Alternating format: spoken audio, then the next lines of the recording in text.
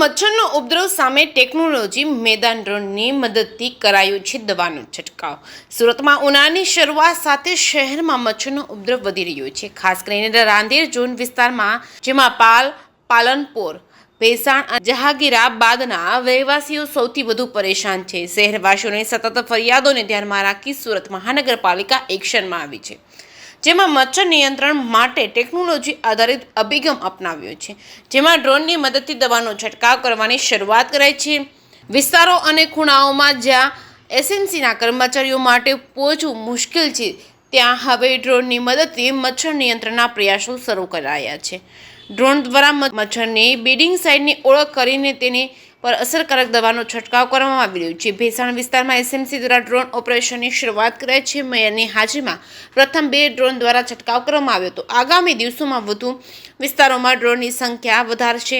સુરત મહાનગરપાલિકા દ્વારા આદતન પદ્ધતિ અપનાવવાનો ઉદ્દેશ શહેરમાં મચ્છરજન્ય રોગોનું નિવારણ અને જાહેર આરોગ્ય સુરક્ષિત કરવું છે। આ નવી ટેકનિકની મદદથી મચ્છરના ઉપદ્રવને ઝડપથી કાબૂમાં લેવા પ્રયાસો તીવ્ર કરવામાં આવ્યા છે। જે કેસ ગુજરાતી સાથે સુનિલ ગંજાવાલા, સુરત। આ વિસ્તારમાં ખૂબ જ મચ્છરની ફરિયાદ હતી, એટલે સુરત મહાનગરપાલિકાએ એક નવું ઇનિશિયેટિવ કર્યું છે કે ડ્રોન દ્વારા દવાનો છંટકાવ, જ્યાં સફાઈ કર્મી ભાઈઓ પહોંચી શકતા નથી એવી જગ્યાએ જઈને ડ્રોન દ્વારા સર્વેલન્સ કરાવીશું અને ત્યાં દવા છંટકાવીશું। આ ડ્રોનનો ઉદ્યોગ મહત્તમ આવનાર સમયમાં મહાનગરપાલિકા કરવા જઈ રહી છે।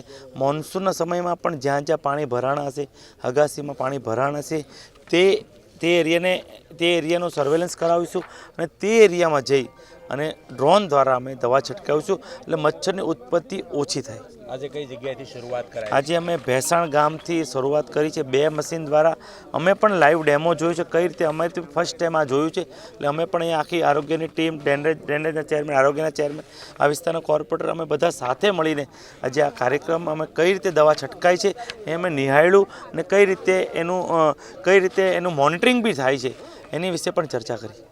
Thank you.